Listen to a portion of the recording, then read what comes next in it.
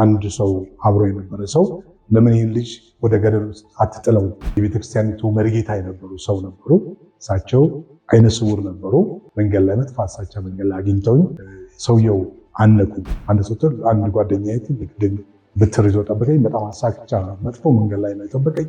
ዛሬ ማንም አድንህም ማለት ነው። ሁሉንም በዓላት የተባሉትን በሙሉ ሻማ አበራለሁ።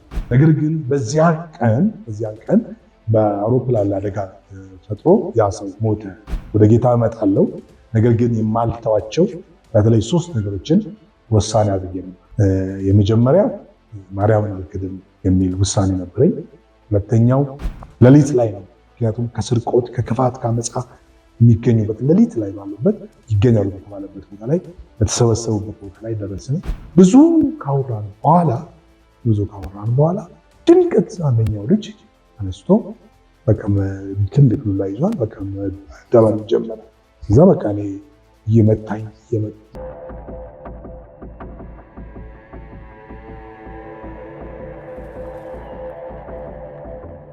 እግዚአብሔር የዘላለም አምላክ የምድር ዳርቻ ሁሉ ፈጣሪ በክርስቶስ ኢየሱስ ስም እናመሰግናለን። ስለ አባታዊ ምክርህ፣ ስለ ታላቁ ምሕረትህ ክብር በኢየሱስ ክርስቶስ ስም ላንተ ይሁን። አምላካችን እግዚአብሔር ከዚህ ሰዓት ጀምሮ በምናነሳቸው ሐሳቦች ሁሉ በመካከላችን እንድትሆን ለሚሰሙት ሁሉ ጸጋን ይሰጥ ዘንድ ተብሎ እንደተጻፈ የምንመካከረው የምናነሳው ነገር ሁሉ ጌታ ሆይ ለሰዎች መታነጽ እንዲሆን እያንዳንዳችንን ደግሞ እኔንም እንድትረዳኝ በኢየሱስ ክርስቶስ ስም እጸልያለሁ። ሁሉ ለክብር ይሁን። እናመሰግናለን። በክርስቶስ ኢየሱስ ቅዱስ ስም አሜን።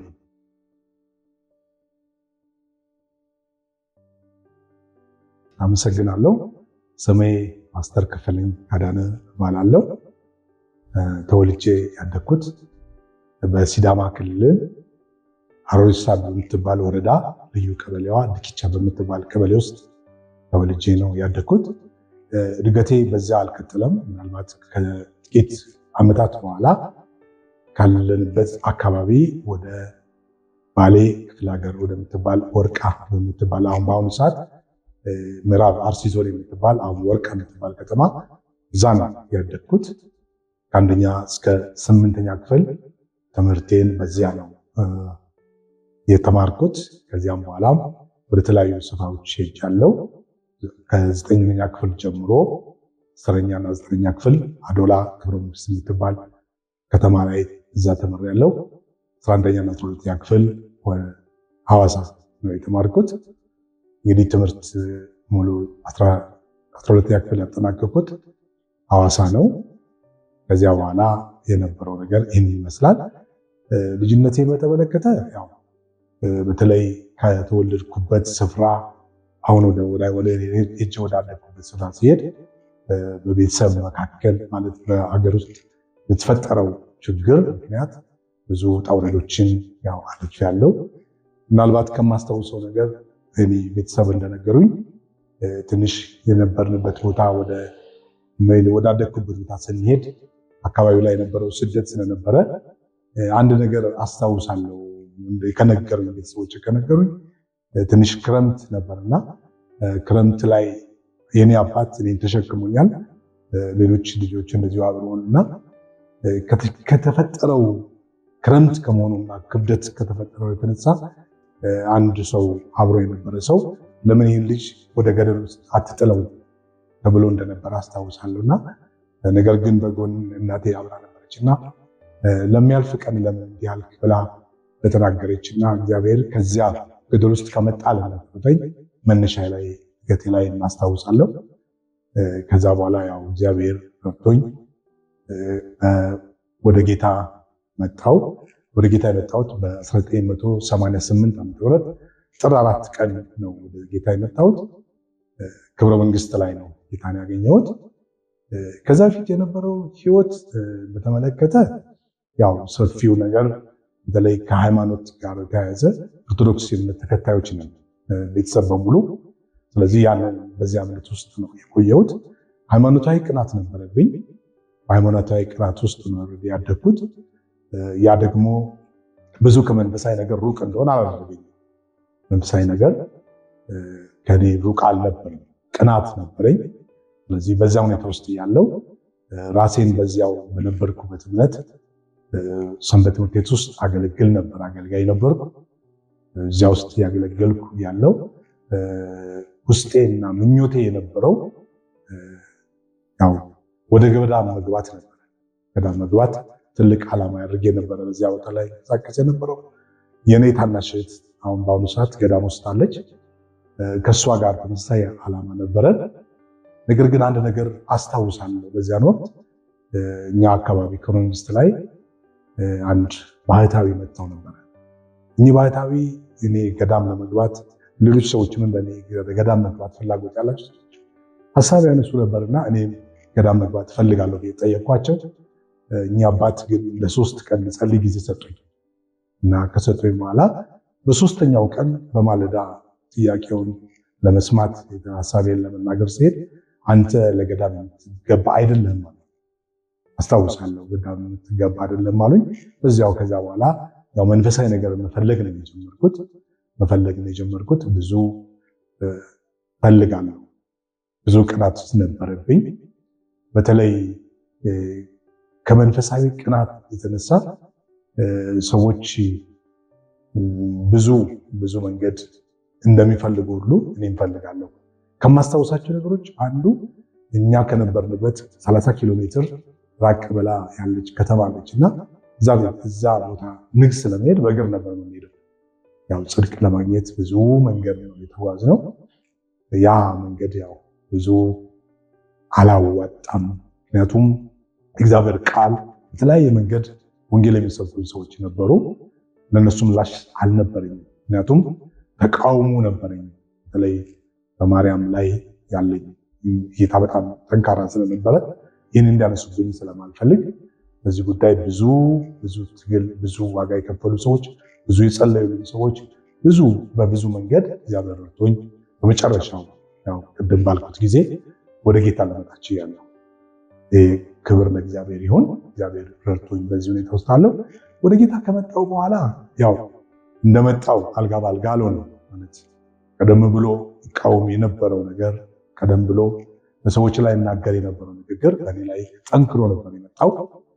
አንደኛ ሙሉ በሙሉ ቤተሰብ በኦርቶዶክስ እምነት ውስጥ መሆን፣ ሁለተኛ እኔ በዚያም በነበረኝ ጊዜ በዚያም አገልጋይ መሆን ደግሞ ትልቅ ዋጋ እንድከፍል አድርጎኛል።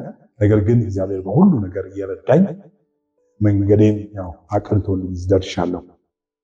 ከማስታወሳቸው ነገሮች ሁሉ በተለይ ወደ ቤተክርስቲያን መሄድ የማልችልበት ጊዜ ነበር። በጣም ስደት ነበረ። በጣም በብዙ ተቃውሞ ነበረ። አብረውኝ ያገለግሉ የነበሩ ሰዎች፣ በጣም ይወዱኝ የነበሩ ሰዎች፣ በጣም የሚዋደዱ የነበሩ ሰዎች ተቃውሞ ነበር ያነሱብኝ። ያ በጣም ከባድ ነበረ። ነገር ግን እግዚአብሔር በሁሉ መንገድ ያው እርዳታውን እሱ አብዝቶልኝ በሁኔታዎች መካከል ሁሉንም ነገር አልፌ እዚህ ደርሻለሁ። ከማስታውሰው አሁንም ደግሜ ለማለት የምፈልገው ከማስታውሳቸው ነገሮች በነበረው በተለይ ከኦርቶዶክስ ጋር በነበረው ከዛም ስለወጣው በተነሱብኝ ስደቶች አንድ ቀን በጣም የማረሳው ከቤተክርስቲያን መለስ ነበርና ከቤተክርስቲያን ስመለስ ያው በቡድን ጠብቀውኝ ነበር። በቡድን ጠብቀውኛል። የቤተክርስቲያኒቱ መሪጌታ የነበሩ ሰው ነበሩ። እሳቸው አይነ ስውር ነበሩ። ግን ሌሎች አብረዋቸው የነበሩ ዲያቆናት፣ እነዚህ ሰንበት ቤት አካባቢ የነበሩ ሰዎች አንድ ላይ ሆነው ጠብቀው መንገድ ላይ መጥፋሳቻ መንገድ ላይ አግኝተውኝ ሰውየው አነቁኝ። ማለት ድንግልን ክዳል ብለው ነው ያነቁኝ። ከዛ በኋላ ያው ልቁኝ አልቻለም። በጣም ድንግልን ክዳል ትናንት የሰበክ የነበረውን ክዳል ብለው ያዙኝ። ልቀቁኝ ብላቸው አልለቀቁኝም። ቃላትን አጠንክሬም ልቀቀኝ እግዚአብሔር ይገስጽ ብልም ለቁኝ አልቻሉም። በመጨረሻ ላይ ከኔ ጋር የነበረ አንድ ወንድም ነበረ። እሱ ወደ ጌታ እንድመጣ ምክንያት የሆነኝ እሱ እጃቸው መጥቶ እኔን አስለቅቆኝ በጣም እየሮጥን እያባረሩ በድንጋይ እያባረሩን ወደ አንድ ስፍራ ወደ እነሱ ቤት አካባቢ ደረስን። ይሄ በጣም ቻሌንጁ ከባድ ነበር። ዳሮት ነበረው። በዛ ብቻ አላበቃም። በተመሳሳይ እንደዚሁ ይፈልጉኝ የነበረ በተለይ አንድ ሰው ብዙ ጊዜ አብረውኝ የሚሄዱት ከተቃውሞ የተነሳ አብረውኝ ይንቀሳቀሱ የነበሩ አማኝ የሆኑ ሰዎች ናቸው። አንድ ቀን ግን ብቻዬን አንድ ጓደኛዬ ብትር ይዞ ጠበቀኝ። በጣም አሳክቻ መጥፎ መንገድ ላይ ነው የጠበቀኝ። ዛሬ ማንም አድንህም አለኝ። ከዛ በኋላ እኔ ምንም እንኳን በጌታ የመታመን አቅም ብዙ ባይኖረኝም በወቅቱ አንድ ብቻውን ስለሆነ በቃ ምንም ልታደርገኝ አትችልም ብዬው ተጋፈጥኩት። ከዛ በኋላ እሱም የያዘው ብትር ይዞ ሌባ መናፍቅ ብሎ ብቻ ሰድቦኝ ስቶኝ ምንም አላደረገኝም። እና ከዛ ውጭ ግን ያው በዚህ በተለይ ወደ ቤተሰብ ደርሶ ነበር። እናቴን ከቤት እንደወጣ ምክንያት አድርገው አስወጥተውኝ ነበር። እናቴን ጡቷን አውጥታ እንድትለምነኝ ምክንያት ሆኖ ነበረ። እኔ ባመንኩት እውነት በተረዳሁት ነገር ለእኔ በተገለጸው መንገድ የምትይውን ነገርና እኔ ያመንኩት እውነት አንድ አይደለም። ስለዚህ በዚህ አቋሜ አልቀየርም የሚል ሀሳብ ነበር። እግዚአብሔር በዚያ ውስጥ አበርትቶኝ ያው አልፌ እዚህ ደርሻለሁ።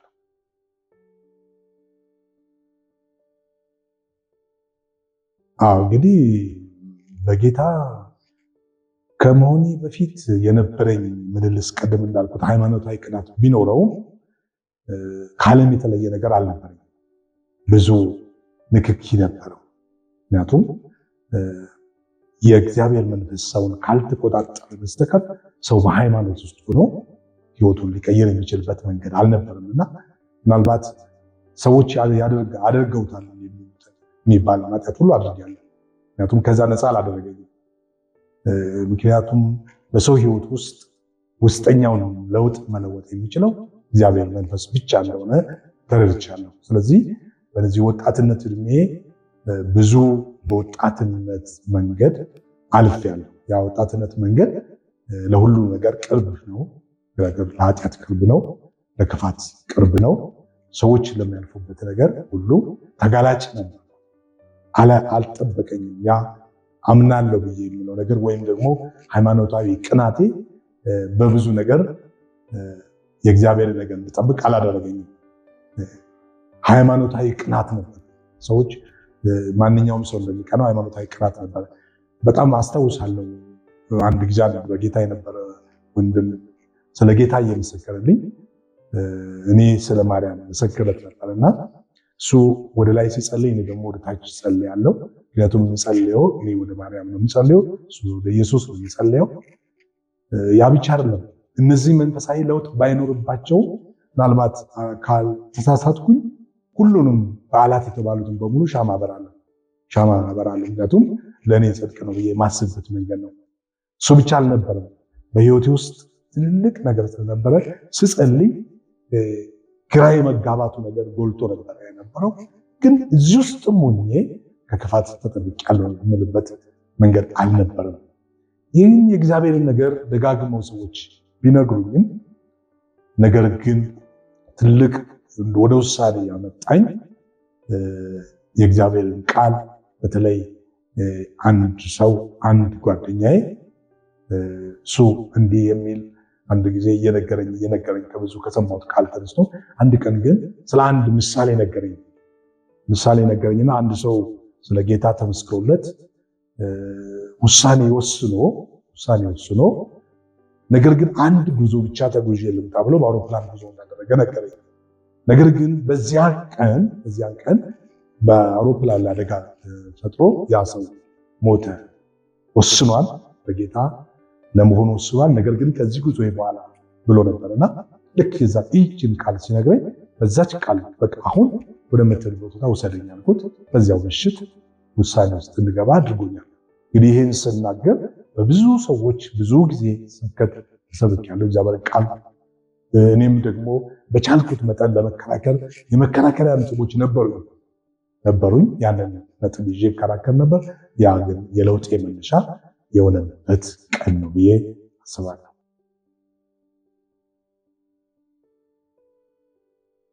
ወዲያው ወደ ጌታ እንደመጣው ጠንካራ ነገር ነው የገጠመኝ። በሁለት መንገድ ነው ጠንካራ ነገር የገጠመኝ። አንደኛው በምንቀርባቸውና መንፈሳዊ ናቸው በምላቸው ሰዎች የገጠመኝ ተግዳሮት ሲሆን፣ ሁለተኛው ወደ ጌታ ስመጣ ያው የወሰንኩት ውሳኔ ጠንካራ ስለነበረ በራሴ በግል ሕይወት ውስጥ ያለው የራሴ ማንነት የራሷን ተግዳሮት ነበረ። እነዚህ ሁለት ነገሮች ማሸነፍ ነበረብኝ። ከውጭ ያለውን ያው በውጭ ወጣው ነበረ። ያው እንደ እግዚአብሔር ቃል ብዙ ቅዱሳን አብረው ስለነበሩ በእግዚአብሔር ቃል መሰረት አድርጌ ወጣው ነበር። እኔ ጋር ያለውን ነገር ማሸነፍ ግን ጊዜ ወስዶ ወዲያው መለወጥ አልተለወጥኩም። ምክንያቱም በተለይ አንድ ነገር ለማስታወስ የምፈልገው እግዚአብሔር በቅጽበት ለወጠልኝ የማስበው እንዲህ የሚል አቋም ነበረኝ። ወደ ጌታ እመጣለሁ፣ ነገር ግን የማልተዋቸው በተለይ 3 ነገሮችን ወሳኔ አድርጌ ነበር። የመጀመሪያው ማርያምን አልክድም የሚል ውሳኔ ነበረኝ። ሁለተኛው ዓርብና ሮብ ላይ አልበላም የሚል ሁለተኛ ውሳኔ ነበረኝ። ሶስተኛ ጠላ ወድ ነበር። ጠላ መጠጣት ወድ ነበር። ጠላ መጠጣት አልተውም። እነዚህ 3 ነገሮች ትንሽ ጊዜ ወስደው ነበር። በየሂደት ግን ሁሉንም ያው እግዚአብሔር ያነሳልኝ። በተለይ ስለ ቅድስት ድንግል ማርያም የነበረኝ እሳቤ ቀደም ብሎ ከነበረው አሁን ወደ እግዚአብሔር ቃል እውነት ስመጣ ትክክለኛውና የጠራ ነገር እየመጣ ስለነበረ እዛ ጋር ውሳኔ እየተለወጠ እግዚአብሔር ረድቶኝ በብዙ በዛ ውስጥ አልፌያለሁ። ሌላው ወደ ጌታ ከመጣው በኋላ ተግዳሮት ነው የምላቸው ነገሮች ነበሩ። ያው በየደረጃው እንግዲህ እንደ የእድገታችን መጠን ጥቂት እያደግን በሄድን ቁጥር እየጨመርን በሄድን ቁጥር የሚፈጠሩ ነገሮች ይኖራሉ። ሌላው ወደ አገልግሎት ከመጣው በኋላ ተመሳሳይ ተግዳሮቶች ነበሩ። የምጠብቀውና የማየው ነገር ትንሽ ከሁኔታ በላይ ነበረ። ስለዚህ አንዱ ለማገልገል ስመጣ ወደ አገልጋይነት በተለይ ወደ አገልጋይነት ስመጣ ያው እግዚአብሔር በብዙ መንገድ ነው ወደዚህ ጥሪ ያመጣኝ። ለዚህ ጥሪ ምላሽ ስሰጥ ግን ለጥሪው ምላሽ ለመስጠት የነበረው ሁኔታ በጣም ምቹ አልነበረም። አንደኛው ቀደም ብሎ ከፊት ለፊት የነበሩ ሰዎች የሚያልፉበት መንገድ ጠንካራ መንገድ መሆኑ ለእኔ ያንን ሁኔታ ከባድ ነበር። ሁለተኛ እግዚአብሔር ወደዚህ ጥሪ ሲያመጣኝ ይህ ጥሪን ወደ መቀበል ስመጣ የምሰራቸው ነገሮች ነበሩ እና የምሰራው ስራ ነበረኝ። በተለይ እግዚአብሔር በብዙ መንገድ ከልጅነት ጀምሮ ያስለመደኝ የስራ መንገዶች ነበሩ። ያንን ጥዬ ነው የመጣሁት። ያንን ጥዬ ስለመጣሁ ለመጀመሪያ ጊዜ ወደ ቤተክርስቲያን ሙሉ ጊዜን ሰጥቼ ስመጣ ቸርች ቤተክርስቲያን ይከፈል የነበረው በወር 100 ብር ነበር ቀለብ ይከፈልኝ የነበረው። እንግዲህ ያንን መቋቋም በጣም ከባድ ነው። በሺዎች የሚቆጠሩ ብሮችን ቆጥሬ በማውቅ ነገር ግን ወደ 100 ብር መጥቶ መኖር በጣም ቻሌንጅ ነበር። ነገር ግን ውስጤ ደስታ ነበር። ችግሮች ነበሩ። 50 ብር ቤት ኪራይ እከፍላለሁ፣ 100 ብር ከዚያ ውስጥ ደግሞ ወንጌል ስንመሰክር የተለያዩ ሰዎች ከዚያው 10 ብር 5 ብር ለዚህ የሚሰጥበት ነበር። አንድ ጊዜ ባዶ ይሆናል። ስለዚህ ይሄንን ባዶነትን መቋቋም ትንሽ ከብድ ነበር። መራብ ነበረ ማለት ረሃብ ነበር። ያለ ነገር በቂ ስላልነበረ ብዙ ጊዜ ተርቤያለሁ። ብዙ ጊዜ ረሃብ ነበር። ያንን ረሃብ ለማለፍ የተከፈለ ዋጋ ቀላል አልነበረም። በሁለተኛው ዓመትም እንደዚሁ ደግሞ 2 ዓመት ሲሆን 200 ብር ይደረገልኝ። ሂደቱ እንደዚህ ያለ ነው የቀጠለው። በዛ ቀለብ ራስን መምራት ከባድ ስለነበረ በዛ ውስጥ አንዱ ያለፍኩበት ረሃብ ነው። አስታውሳለሁ አንድ ጊዜ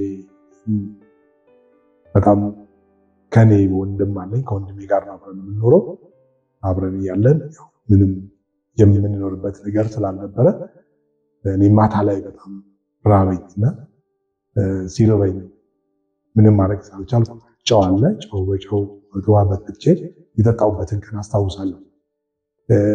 በዛ አጋጣሚ እኔ ያንን ሳደርግ ሌላ የኛ አጎታችን ልጅ እንደዚሁ እንግድነት ቤት መጥቶ ነበርና ቤት ውስጥ ያው ምግብ ይኖራል የሆነ ነገር ይደረጋል ብሎ ስጠብቅ እሱ አልቻለም። ስለዚህ እሱም እኔ እንዳደረግኩት ትንሽ ቆይቶ እኔ ከተኛው በኋላ እሱም እኔ እንዳደረገ አይቻለሁና ያ ብቻ አይደለም፣ ተከታታይ መንገዶች ላይ የገጠሙ በተለይ ከባድ ነገር ነው የማስበው እሱ ነው። ሌላው በአገልግሎት ውስጥ እየዘለለ እየገፋ ሲሄድ የገጠመኝ ነገር ያው አገልጋዮች መካከል የሚፈጠረው ተቀባይነትን ማጣት ወይም ደግሞ እግዚአብሔር ለሰጠን ጸጋ ወይም እግዚአብሔር ለሰጠኝ ነገር እሱን ነገር በጥንቃቄ የሚያሳድግ ሰው ማጣት አንዱ ቻለንጅ ነበር። እግዚአብሔር ለሰጠኝ ነገር ታማኝ ሆኜ ለመቀጠል መንገድን ለማሳየት በቅርቤ ሰዎች አልነበሩም። ሁሉ ሰዎች የሉም ማለት ባይሆንም፣ ነገር ግን ሊረዱ ሊያግዙ የተዘጋጁ ሰዎች ስላልነበሩ ወደዛ ወደ እድገት ደረጃ ለመምጣት መንፈሳዊ ነገር ለመምሩ ስለመሄድ ትንሽ ተግዳሮት ገጥሞ ያለፍኩት ሁሉም ያው በእግዚአብሔር በጎነት በእግዚአብሔር ምሕረት ውስጥ ነው ያለፍኩት ማለት ነው።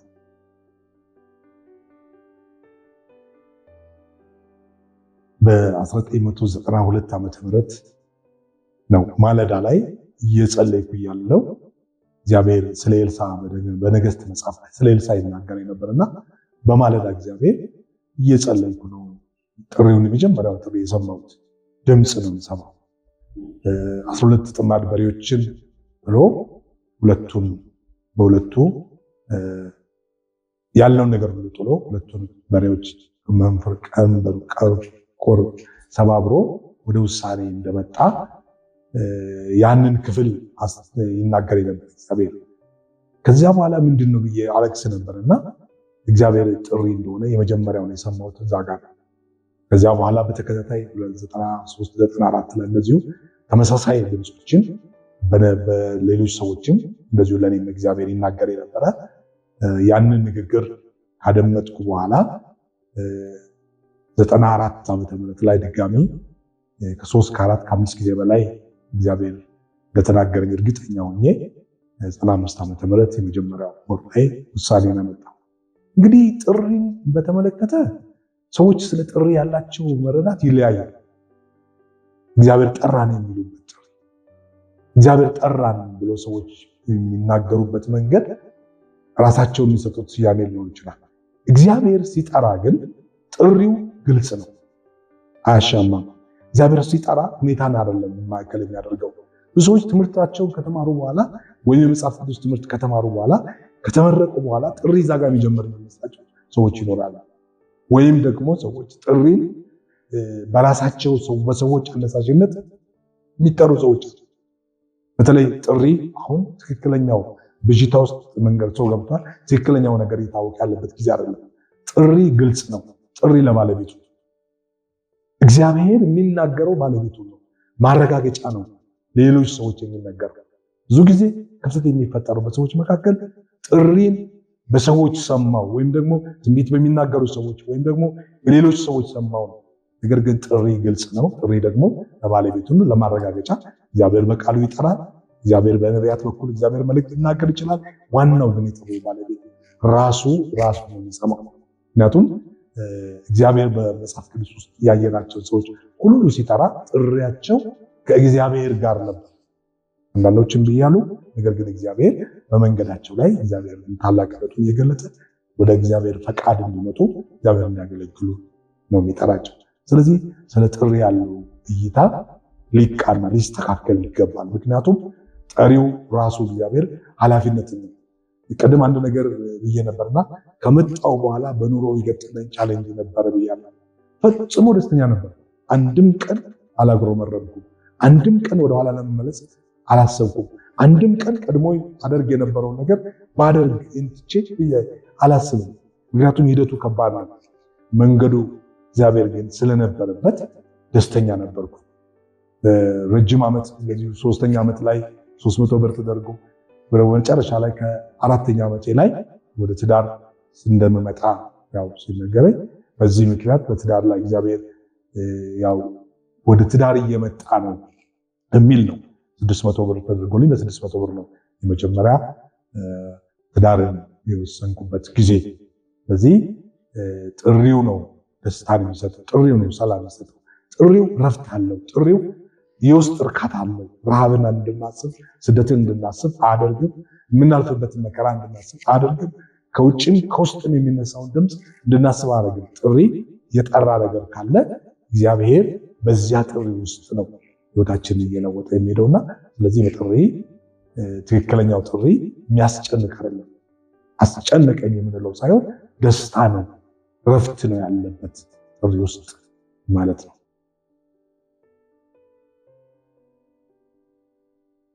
እንግዲህ ወደኋላ እንድል ቅድም እንዳልኩት ወደኋላ እንድል ያደረገኝ ጊዜ አልነበረም።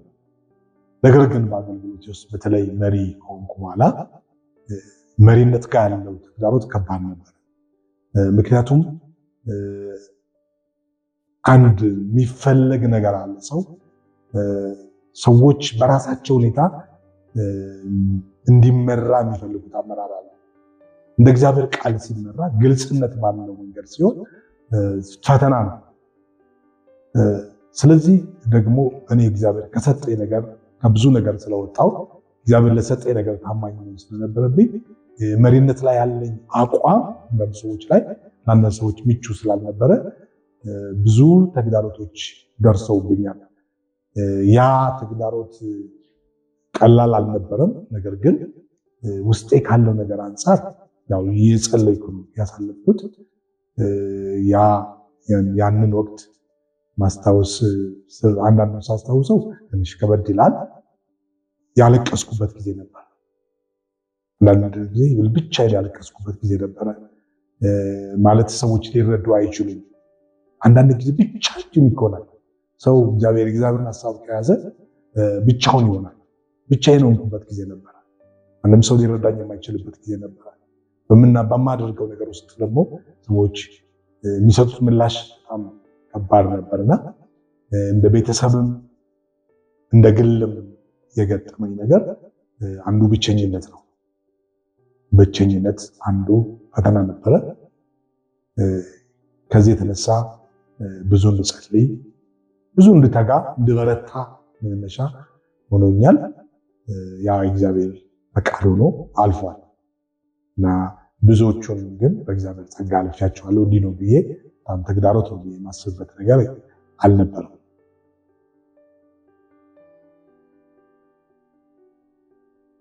እንግዲህ እግዚአብሔር ለሰዎች ከሚሰጠው ስጦታ በላይ ከአዲስ ኪዳን ስጦታዎች ውስጥ አንዱ ያንዳንዱ አማኝ በግል መንፈስ ቅዱስን መሞላት፣ በመንፈስ ቅዱስ መጠመቅ አንዱ ነው። ስለ መንፈስ ቅዱስ ሙላት ስናነሳ በብሉይ ኪዳን ውስጥም እግዚአብሔር ሰርቷል። ለተወሰነ ጊዜ በተወሰኑ ሰዎች ለተወሰነ ዓላማ መንፈስ ቅዱስ ሰርቷል። አዲስ ኪዳን ግን ለዳነ ሁሉ የተሰጠ ተስፋ ነው። አንዱ ተስፋ ነው። በዚህ ተስፋ ውስጥ እኔም ወደ ጌታ ከመጣው ጊዜ ጀምሮ ጸልያለሁ። መንፈስ ቅዱስ ያው ሆኖ በእኔ ሕይወት ውስጥ እንዲሰራ፣ በተለይ ያለ መንፈስ ቅዱስ የሚደረግ አገልግሎት፣ ያለ መንፈስ ቅዱስ የሚኖር የክርስትና ሕይወት ጥያቄ እንዳለው ስለማምን ደግሞ እውነት ስለሆነ ጸልያለሁ። በቋሚነት ለረጅም ዓመታት ወይም ለረጅም ጊዜያት ረቡዕ ጾም ጸሎት ጸልያለሁ። ረቡዕ ቀን ከምጸልይበት ድረስ አንዱ መንፈስ ቅዱስን በግል ስለመሞላት ነው። ስለዚህ በዛ እየጸለይኩ ባለሁበት በራሴ ክላስ ውስጥ ከቤት ቅድም እንዳልኩት ከቤት ወጥቻለሁ። በግሌ ክላስ አለኝ። በዚያ ውስጥ እየጸለይኩ ያው መንፈስ ቅዱስ በእኔ ሕይወት ውስጥ ናት ውስጥ እንደገባው ከዛ በኋላ ያ ያው የሆነው ወደ ጥምቀት ስመጣ ደግሞ በጥምቀት ተጠመቁ ያለው እንደዚሁ የተገለጠ ከዛ በኋላ መንፈስ ቅዱስ በዘመኔ ሁሉ ሕይወቴን እንድመራ አቅጣጫ ያሳየኝ፣ ያጽናናኝ፣ ብዙ የማዝንባቸው ነገሮች ሲፈጠሩ እንዳላዝን፣ ሐዘኑ ላይ እንዳልቆይ፣ በድካም ላይ እንዳልቆይ። መንፈስ ቅዱስ የሰውን ልብ ነው የሚያጸናው፣ ሰውን ልብ ነው የሚያበረታው። ሰው ድካም ውስጥ እንዲቆይ አያደርግም። ሰው ኃጢአት ልምድ ውስጥ እንዲቆይ አያደርግም። ሰው ወደ ኃጢአትን መሄድ እንዲችል አያደርግም። ኃጢአት ውስጥ እንኳን ደግሞ ቢገባ ሰውን የመውቀስ ሰውን ወደ ራሱ የመመለስ ኃይል አለ መንፈስ ቅዱስ። ስለዚህ መንፈስ ቅዱስ በእኔ ሕይወት ውስጥ ትልቅ ስፍራ አለው። ደግሞ ሰው ክርስቶስን ለመከተል የሚፈልግ ሁሉ መንፈስ ቅዱስ በሕይወት ውስጥ ካልተገለጠ ክርስቶስን መግለጥ አይችልም። ስለዚህ የሰው ሁሉ ጥማት ይህ እንዲሆን ነው ምለው። ይህንን ነው ደግሞ ለእኔ በዘመን ያየሁትና እግዚአብሔር በዚህ መልኩ ስለ መንፈስ ቅዱስ ያለውን እውነት እንድረዳ ነው።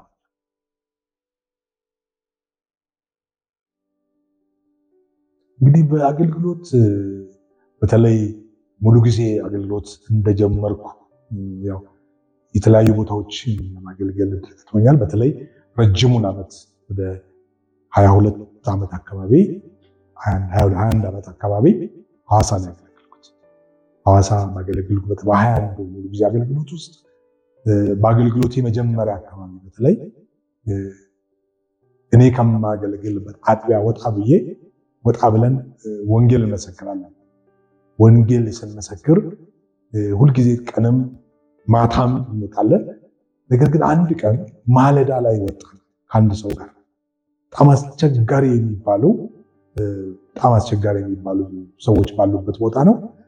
ምስክርነት ቀጥል ሌሊት ላይ ነው። ምክንያቱም ከስርቆት ከክፋት ከአመፃ የሚገኙበት ሌሊት ላይ ባሉበት ይገኛሉ በተባለበት ቦታ ላይ በተሰበሰቡበት ቦታ ላይ ደረስን። እዚያ በኋላ እኔ ያው እየመሰከርኩ ነበር። ከኔ ጋር የነበረው ሰው እኔ የምናገረውን ይሰማል አብሮኝ። ነገር ግን እኔ እናገር ነበርና መሰከር የነበረው በሲዳምኛ ነው የምናገር የነበረው። በሲዳምኛ ስለምናገር የተቀመጡት ልጆች ከሆነ ክፋት ነገር አርፈው ተቀምጠው ባሉበት ቦታ ላይ ግን ከኔ ጋር ዳያሎግ ያደርጉ ነበር በሲዳምኛ። ብዙ ካወራን በኋላ ድንገት አንደኛው ልጅ አነስቶ በቃ ትልቅ ሉላ ይዟል። በቃ ደባል ጀመረ። እዛ በቃ እኔ እየመታኝ ያኛውን አይነካው፣ ሁለታችንም ያባረሩናል። አንድ ተራራ አለ፣ በጣም ትልቅ ተራራ አለ። ወደ ከፍ ያለ ቦታ ላይ ዛጋ እስክንደርስ ድረስ እሱን አይመቱትም። እኔ ነኝ ተናጋሪ ነበርኩት፣ እኔ ነኝ መናገር የነበረውና መጀመሪያ ስለሰሙ እየጠየቁ እየመለስኩላቸው ነበር። መጨረሻ ላይ ግን እስከ ተራራ እስካለ ድረስ ደብድበው ልጅ እንትን ብሎ እዛ ወደ ዞረን በሌላ መንገድ ቤተክርስቲያን ካይጄ እጄን ታሽቶልኝ ያንን አስታውሳለሁ። አንዱ ወጣሁበት የገጠመኝ ነገር ነው። ሌላው አሁንም ከነበርኩበት ሌላ ቦታ ሌላ አጥቢያ ቤተክርስቲያን ውስጥ ሆኜ ሳገለግል ለ3 ወር ለአንድ ቤተክርስቲያን እዛ ቦታ ለማደራጀት ሄጄ ነበርና እዚያም ለ3 ወር በነበረው አገልግሎት ውስጥ አንድ ቀን በጣም ክላስ ውስጥ ያለው ወባ አመመኝ እና በጣም ከባድ ነው። በጣም ያንቀጠቅጠኛል። ማንም ሰው አልነበረም። ስልክም ለመደወል ድሉ አልነበረም።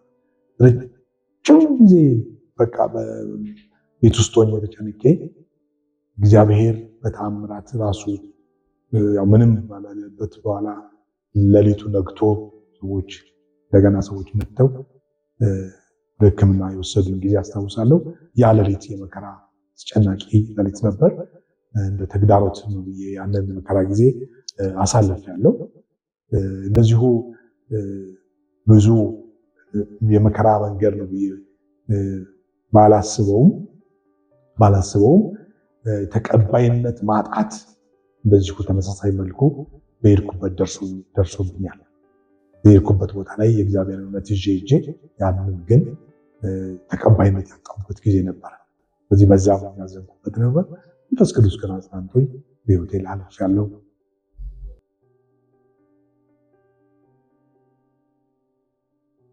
ይህንን ነገር በተለይ ጌታ የሰጠኝ ባለቤቴ ይህንን እውነት አውቃ ነው የመጣችው።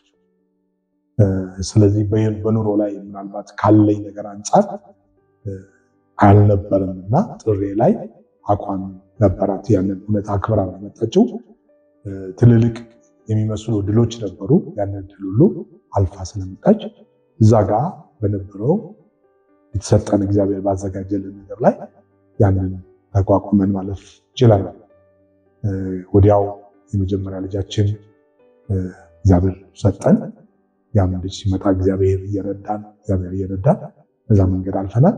በዚህ ትዳራችን ላይ የፈጠረው ነገር አልነበረም። አስቀድመንም ተስማምተንበት ጸልየንም ስለነበረ ብዙ ጊዜ ያው ሰዎች በዚህ መንገድ የሚገጥማቸው ተግዳሮት አስቀድሞ ያለመዘጋጀት ሊሆን ይችላል። ነገር ግን ጥሪዬን ስለምታውቅ በዚህ ጉዳይ ላይ ጸልየን ወስነን ስለመጣን ምንም የገጠም ነገር አልነበረም። ያው ሂደቱን እግዚአብሔር እየቀየረ ከብዙ ነገር በኋላ በዚያው እየተለወጠ ያው በዚህ አጋጣሚ ያው እግዚአብሔር ቃል እንደሚናገረው ሚስትን ያገኘ በረከትን አገኘ ስለሚል ብዙ ነገር ከዛ እየተለወጠ ነው የመጣው። ብዙ ነገር እግዚአብሔር በብዙ ነገር እየባረከን ብዙ ነገራችን እየተቀየረ አገልግሎቴንም ደግሞ እየደገፈችኝ በዛ መንገድ እንዳልፍ ትልቅ አቅም ሆናኛለች ማለት ነው።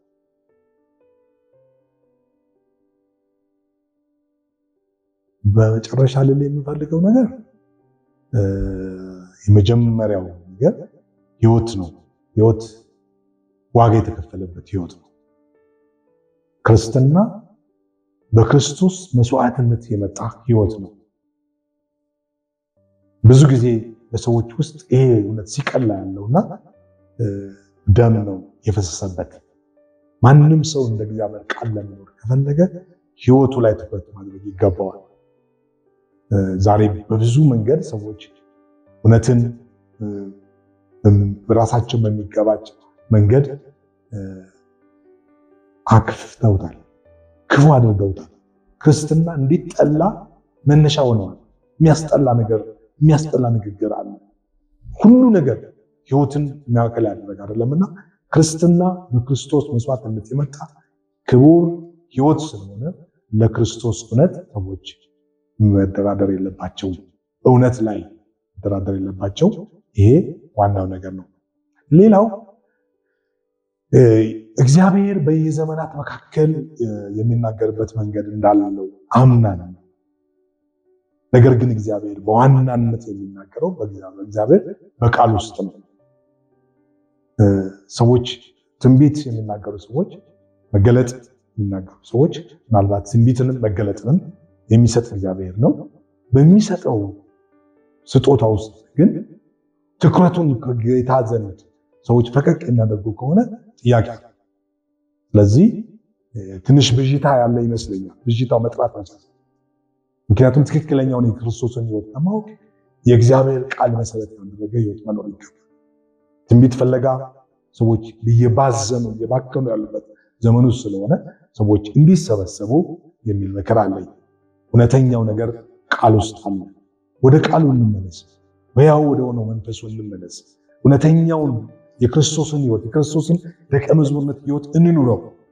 የግርግር ህይወት ከመኖር እንመለስ የሚል እምነት አለኝ።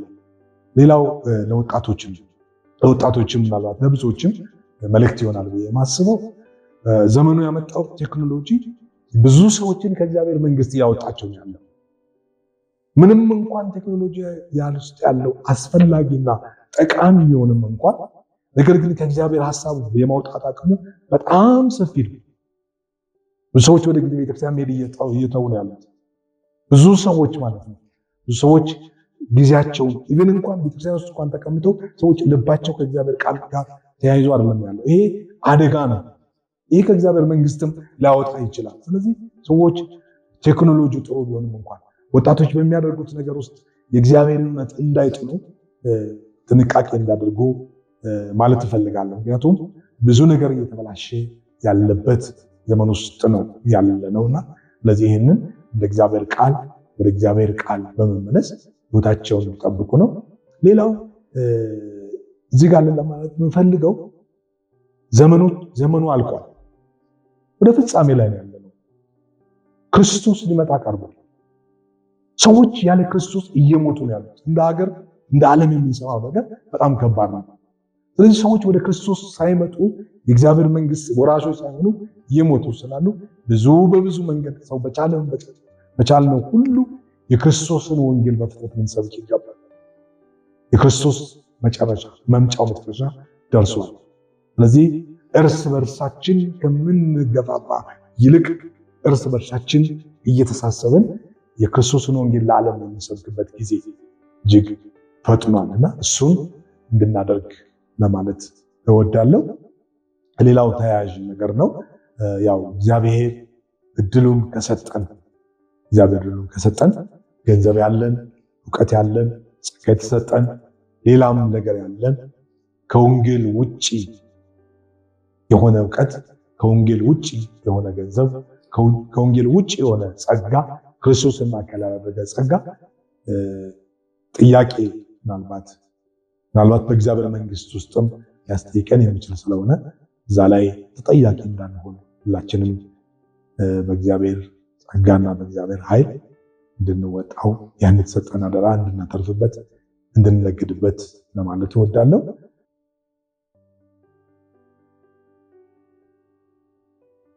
እንግዲህ እግዚአብሔርን አመሰግናለሁ። በመጀመሪያ እነዚህን ዓመታት ምናልባት አሁን ወደ ጌታ ከመጣሁ 29 ዓመቴ ነው። ልክ ጥር 4 29 ዓመቴ ነው። ወደ አገልግሎት ከመጣሁ አሁን 23 ዓመቴ ነው። በእነዚህ ሁሉ ዓመታት ውስጥ በብዙ ድካምና በብዙ ብርታት ውስጥ ሁሉንም ነገር ሆኖ የረዳኝ እግዚአብሔር ክብር ይውሰድ። በረሃብ ውስጥ ያለው፣ በተቃውሞ ውስጥ ያለው፣ በመጠላት ውስጥ ያለው፣ በተለያዩ ችግሮች ውስጥ ያለው፣ አንድም ቀን ግን የእግዚአብሔር ፊት አልተቀየረብኝም። ክብር ለእግዚአብሔር ይሁን።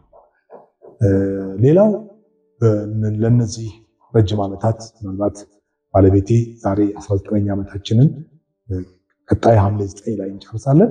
ላለፉት 19 ዓመታት ከጎን የነበረች በማጣት በማግኘት በክፉም በደጉም በብዙ ነገር አብራኝ ቆማ እግዚአብሔርን መንግስት ስራ እንድንሰራ ከጎን የነበረችው ውድ ባለቤቴን ለማመስገን እፈልጋለሁ።